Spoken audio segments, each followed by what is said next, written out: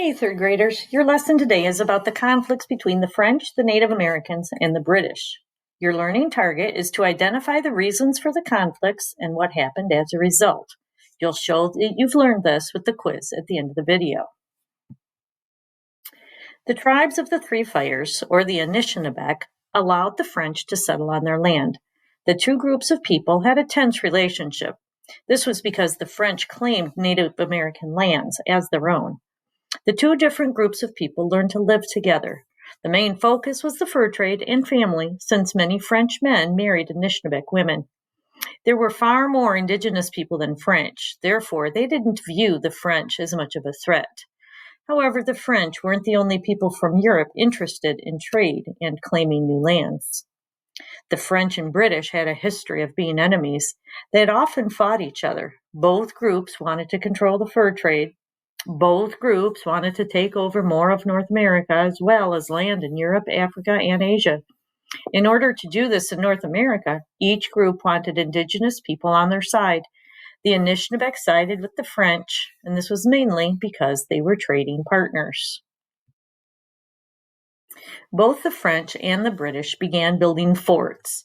Each side hoped to defend the land they claimed, and each side hoped to take over the fur trade. Both countries wanted to control the resources and the land. The British hoped for even more. They wanted to get rid of the indigenous people. They wanted to take over all the lands in the Great Lakes region. The British wanted all of the land and control for themselves. You can probably guess what happened next. Conflicts arose between the French and the British. This led to what is called the French and Indian War. Over 9 years of battle, from 1754 to 1763, the French and most of the indigenous people fought together against the British. This is how the war got its name. The British had a lot more people and resources in North America than the French. British troops pushed north and began to take over French forts and indigenous lands. With more soldiers, weapons, and money, the British were able to take control of more and more forts.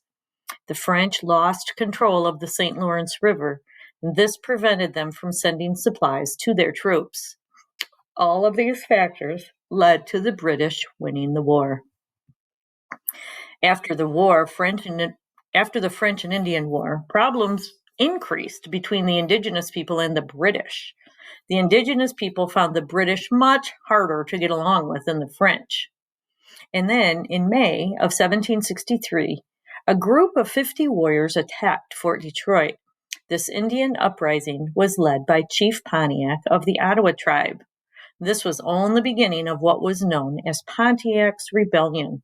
Eventually, 9 forts were taken over.